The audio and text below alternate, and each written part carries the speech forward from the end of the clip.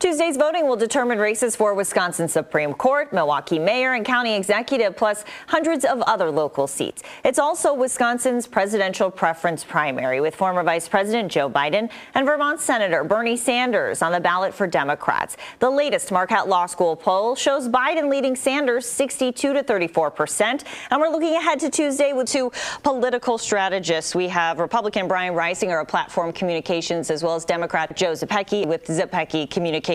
So thank you both for joining us. I want to get right to it. Having an election during a pandemic has really changed so much. I mean, if you think about the candidates haven't been able to make their rounds, they've had debates canceled. I'm interested, how is the timing of this crisis going to affect the results we see? Brian, we'll go alphabetically and start with you. What do you think?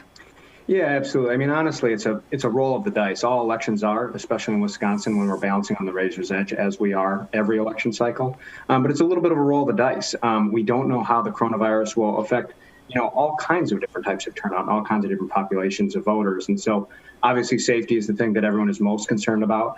I do think that there's a serious risk here from the conservative side, and one that the conservatives are working very hard to deal with, which is the fact that some of the rules of this election are going to end up favoring the liberal side of the aisle. So traditionally speaking, it's true that voters on the conservative side really turn out in droves on Election Day. They're very committed to turning out on Election Day. The left has tried to work to kind of make up for that deficit over the years by emphasizing absentee balloting, early in-person voting. So in this scenario where it may not be safe for some people to go to the polls, it's something that really benefits the liberal side of the aisle. And so I think Republicans and conservative candidates are working hard to try to combat that, to try to make sure that we win on solid grounds, and that we do everything we can to make sure that we have a serious absentee ballot drive that is really unprecedented in modern times. And so that's a very important thing. And it's a real risk, especially given some of the things that have been going on that we feel liberals have been pushing that could kind of change the rules in the middle of the game and tilt things further in their favor. Joe, what do you think?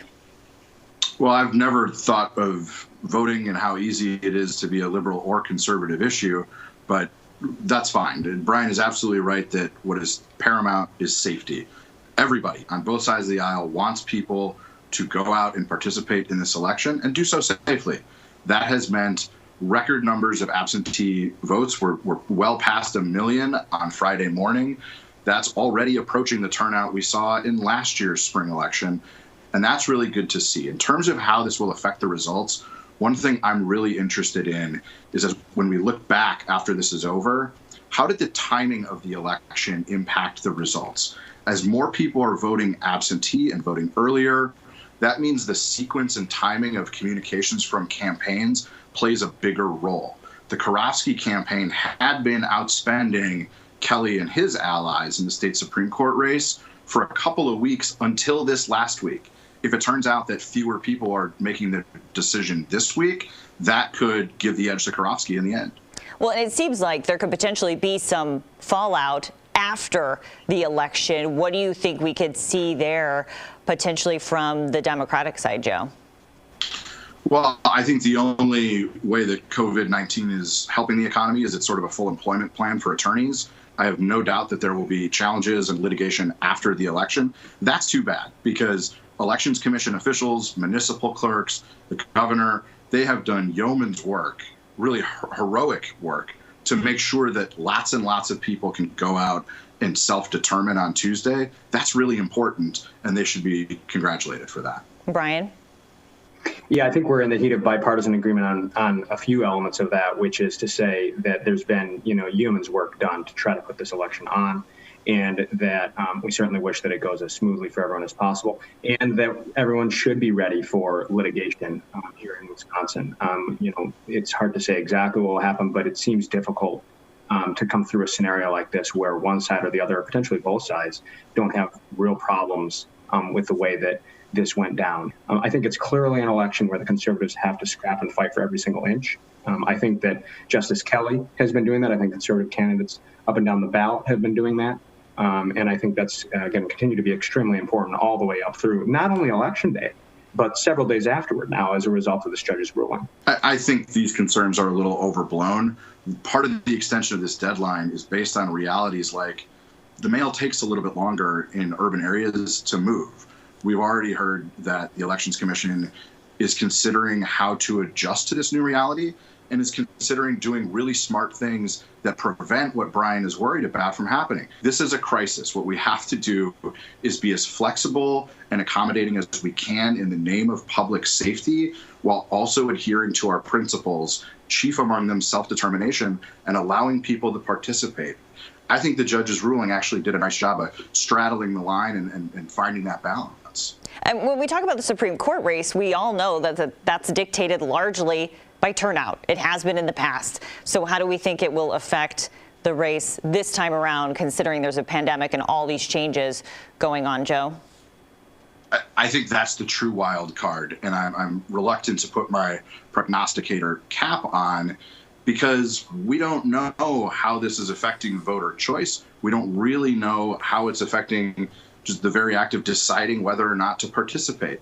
The things that we do know are that the Democratic primary for president is not as hotly a contested battle as we thought it would be.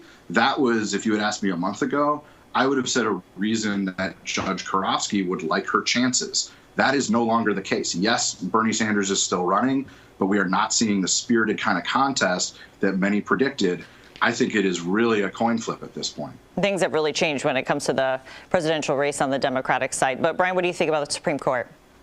Yeah, no doubt that it's a coin flip and that both sides need to fight until the very end. And I think that's what's happening on the conservative end.